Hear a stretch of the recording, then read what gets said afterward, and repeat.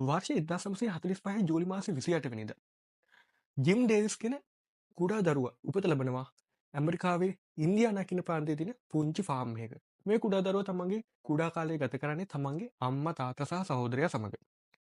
ඒ වගේම තමයි මේ කුඩා දරුවා කුඩා කාලේ ඇදුම රෝගයෙන් පෙළෙනවා. නිවසටම කොටු වෙලා තමයි මේ දරුවට ඉන්න වෙන්නේ. හැබැයි වැඩිමහල් වියට පත් වෙන මේ දරුවා ලෝකේ ඉතාම ප්‍රසිද්ධියට පත්වෙච්ච චරිතයක් නිර්මාණය කරනවා. මේ චරිතයේ නම මං කිව්ව ගමන් ඔයාලා අනිවාර්යෙන්ම අඳුරන බව මම හොඳටම දන්නවා. ගාෆීල් කියන නම දන්නව නේද?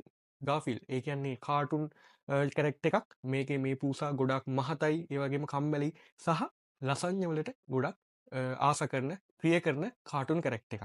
මේ ගාෆීල් එක්කම ජිම් ඩේවිස් තවත් කැරක්ටර්ස් කිහිපයක් නිර්මාණය කරනවා. එයාගේ ස්වාමියා වෙන ජෝන්, ඒ වගේ ඕඩි, බොල්පෙටියා කියන කැරක්ටර්ස් ගණනාවක් නිර්මාණය කරනවා. මේක මුලින්ම යන්නේ පත්තරයක තීරු නිකන් කොමික් එකක් විදිහට, තීරු ලිපියක් විදිහට, තීරු පොඩි තීරුවක තියෙන පොඩි කොමික් එකක් විදිහට තමයි යන්නේ. පස්සේ ඇනිමේෂන් චිත්‍රපට එකක් දක්වා, ඇනිමේෂන් චිත්‍රපට කිහිපයක් දක්වාම මේක විකාශනය වෙලා අද වෙනට ගාෆිල් කියන්නේ මිලියන ගණන් උපයන කාටුන් කැරක්ටර් එකක්. ඇත්තටම තියෙන කැරක්ටර් එකක් නෙමෙයි, කාටුන් කැරක්ටර් එකක්. වැඩිදුර යන්න ඕනේ නැහැ. ගාෆිල් දක්වා යන්න ඕනේ නැහැ. ලංකාවේ ගජමෑන් කියන කැරක්ටර් එක. පහුගිය දවස්වල ගොඩාක් ප්‍රසිද්ධියට පත් වෙච්ච ගජමෑන් ෆිල්ම් එක. ඒ ෆිල්ම් එක ඔයගොල්ලෝ ගොඩ දෙනෙක් බලලා ඇති අනිවාර්යෙන්ම. මේ ගජමෑන් කියන ෆිල්ම් එකට පාදක වෙච්ච ගජමෑන් කැරක්ටර් නිර්මාණය කළේ කවුද? කැමිලස් පෙරේරා. ලංකාවේ කාටුන් ශිල්පියෙක්. ඒ කැමිලස් පෙරේරා කියන කාටුන් ශිල්පියාත් අතිශය ජනප්‍රියත්වයට පත් වෙනවා මේ ගජමෑන් කියන කාටුන් චරිතයත් එක්ක.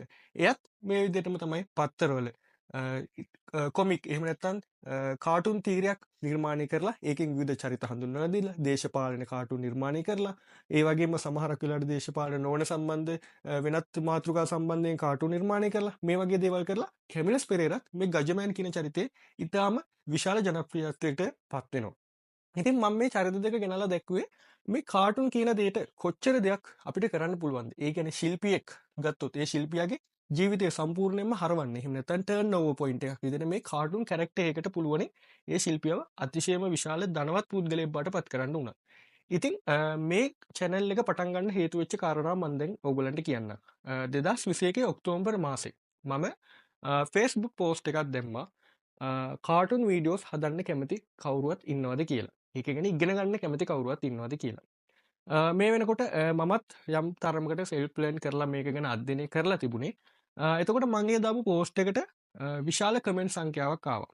විශාල රියැක්ෂන් සංඛ්‍යාවක් ආවා. එතකොට ඒකත් එක්ක මට හිතුණා මේ සබ්ජෙක්ට් එකට මේ ගැන ඉගෙන ගන්න ගොඩ දෙනෙක් කැමතිනේ. ඉතින් මේ ගැන පොඩි channel එකක් වගේ කරොත් හොඳයිනේ. ගොඩ දෙනෙක්ට මේක ගැන ඉගෙන ගන්න පුළුවන්. සහ මම මේ දේ ගැන හොයනකොට මම self learn කරනකොට මම මුහුණ දීපු ප්‍රශ්න කිහිපයක් තිබුණා. ඒ තමයි සිංහල භාෂාවෙන් මේ කාටුන් කියන දේවල් සම්බන්ධව ඩ්‍රෝවින් කියන දේවල් සම්බන්ධව තියෙන channels ගාන අඩුයි. ඇත්තටම කිව්වොත් කාටුන් ගැන මට කිසිම channel එකක් හම්බුන්නේ නැහැ. ඉතින් මම හිතුවා මේ ගැන මම ඉගෙන ගත්ත දේවල් තවත් මේ වගේම කැමති පුද්ගලයොත් එක්ක ෂෙයා කරගත්තා නම් බෙදා හදාගත්තා නම් ඩිස්කස් කළා නම් හොඳයි. මේක මගේ දැනුමටත් හොඳයි. ඕගොල්ලන්ගේ දැනුමටත් හොඳයි. සහ ඒකෙන් අපිට යම්කිසි වින්දනයකුත් ලබා ගන්න පුළුවනි මේ කාටුන් කියන දේ ගැන ඉගෙනගෙන. ඉතින් ඒකත් එක්ක මම මේ අදහස් පොඩ්ඩක් පස්සට ගියා. මගේ අධ්‍යයන කටයුතුත් එක්ක දැන් මට හිතුණා ආපහු සරම මේ channel එක පටන් ගන්න ඕනේ කියලා. පහුගිය දවස්වල මම Facebook එකේ මට දාපු messages කිහිපයක් දැක්ක මේක අපිට YouTube channel එකක් විදිහට කරන්න පුළුවන් නේද කියලා හිතලා. එතකොට මම හිතුවා මේ විදිහට පළවෙනි වීඩියෝ එක මේ විදිහට start කරන්න. මේක introduction වීඩියෝ එකක්. අපි මේ වීඩියෝ එකේ මම කතා කරන්නම් ඕගොල්ලන්ට අපි මොන වගේ දේවල්ද මේ ඉස්සරහට යන වීඩියෝ සීරීස් එකේ අපි කතා කරන්න බලාපොරොත්තු වෙන්නේ කියලා. මේ වීඩියෝ සීරීස් එකේ අපි කාටුන් සම්බන්ධව, ඒ කියන්නේ අපි කාටුන් එකක් හදිද්දී යන තියරිස්, මූලධර්ම මේ වගේ දේවල් තියෙනවා. සමහර කෙනෙක් හිතන්න පුළුවන් කාටුන් එකක් කියන්නේ මොන තරම් සරල දෙයක්ද. මේකට තියරිස් තියෙනවද, මූලධර්ම තියෙනවද? එහෙම නැහැ. සමහරක් දේවල් තියෙනවා පොඩි පොඩි මූලධර්ම. ඒව නැතුව කාටුන් එකක් ඕගොල්ලන්ට හරියට ගොඩනගා ගන්න බැරි වෙන්න පුළුවන්. ඒ වගේම ස්ටෝරි ටෙලිං කියලා වෙනම මාතෘකාවල් තියෙනවා. ඒ වගේම මේකේ ලයින් ඩ්‍රෝවින්, ලයින් වර්ග විවිධාකාරයේ ලයින් තියෙනවා. කලර් කරන එක, ෂේඩ් කරන එක, ඉන්කින් කියන දේවල් වල විවිධාකාර මූලධර්ම තියෙනවා. ඊට අමතරව කලර් සම්බන්ධව තියරි තියෙනවා. ඒ කියන්නේ මේ කලර් එක දැම්මොත් එහෙම මොන වගේ දේවල්ද සිද්ධ වෙන්නේ, මේ කලර් එක දැම්මොත් මොන වගේ දේවල්ද කාටුන් වල අදහස් වෙන්නේ. ඒ වගේම විවිධාකාරයේ හෙඩ් අදින එක. එතකොට එක්සැගරේෂන්, ඒ කියන්නේ කාටුන් කැරක්ටර් එකක් කියලා කියන්නේ අපි දකින කැරක්ටර් එකක්. ඒ කියන්නේ අපි සාමාන්‍ය පෝර්ට්‍රේට් එකක් අඳින විදිහටම අපි අඳින්නේ නැහැ. ඒක පොඩ්ඩක් වෙනස්. අපි ඒකේ සමහරක් කැරක්ටර්ස් වල තියෙන සමහරක් අංග උපාංග එක්සැගරේෂන්, ඒ කියන්නේ අතිශයින්ම නිකන් උද්දීපනය කරලා සමහර දේවල් පෙන්වනවා. අන්න ඒ වගේ විශේෂ දේවල් මේ කාටුන් සම්බන්ධව තියෙනවා.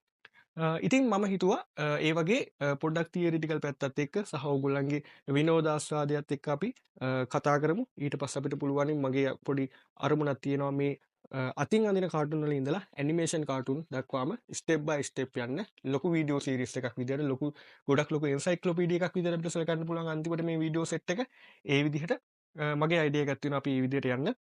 ඊට අමතරව ලෝක ප්‍රසිද්ධ කාටුන් ශිල්පී ගැන අපිට කතා කරන්න පුළුවන්. ඒගොල්ලෝගේ පාත් ඒගොල්ලන්ගේ ඩ්‍රෝවිං ස්ටයිල්ස් මොනවද, තමන්ට මනන් ස්ටයිල් එක හදාගන්නේ කොහොමද, ඊට පස්සේ කොහොමද කාටුන් එක කතාවක් ගොඩනගාගෙන යන්නේ. ඊට අමතරව මම බලාපොරොත්තු වෙනවා ලංකාවේ ඉන්න ප්‍රසිද්ධ කාටුන් ශිල්පීන් ඉන්නවනම් අපිට යාලත් එක්කත් ඉන්ටර්විව්ස් හදාගන්න පුළුවන්. මේ හැමදේම කරන්න වෙන්නේ කාලයත් එක්ක අපිට ටිකෙන් ටික කරන්න පුළුවනි. ඉතින් මම හිතන ඔගලන්ට මේ වීඩියෝ එක ගොඩක් වැදගත්වේ මේ වීඩියෝ සිරිස් එක ගොඩක් වැදගත්වේ. ඔයාලා මේ ශේෂ්ත්‍රයට කැමති නම් ඕගලන්ට අනිවාර්යෙන් මේ වීඩියෝ සිරිස් එක වැදගත් වෙයි කියලා මම හිතනවා. ඉතින් අනිවාර්යෙන්ම අපේ channel එක subscribe කරන්න, like කරන්න, comment කරන්න, share කරන්න. ඔයගොල්ලන්ගේ comments මට ගොඩක් වටිනවා. අනිවාර්යෙන්ම අපි මේක හොඳ active discussion එකක් විදිහට ඔයාලගෙත් අදහස් දක්වලා, මොකද මම self learner කෙනෙක්. ඔයාලත් මේ විදිහට self learn කරන්න තමයි දැන් පටන් ගන්න යන්නේ. මේකෙන් ඔයාලා අලුත් දේවල් ගොඩක් ඉගෙන ගන්න පුළුවනි. මං සමහරට දන්නේ නැති දේවල් ඕගොල්ලන්ට කමෙන්ට් කරන්න පුළුවනි. කමෙන්ට් සෙක්ෂන් එකේ ඔයාලා අඳපු කාටුන් තියෙනවා නම්, ඔයාලගේ අදහස් තියෙනවා නම් අනිවාර්යෙන්ම මේවා කමෙන්ට් සෙක්ෂන් එකේ දාන්න. ඒ වගේම channel එක subscribe කරන්න අමතක කරන්න එපා. like කරලා, comment කරලා, share කරලා මේ වීඩියෝ එක යාළුවන්ටත් බලන්න. පුළුවන් තරම් මේ වීඩියෝ එක share කරලා අපි ඉදිරි වීඩියෝස් වලදී නැවත හමු වෙමු. එහෙනම් හැමෝටම ස්තුතියි.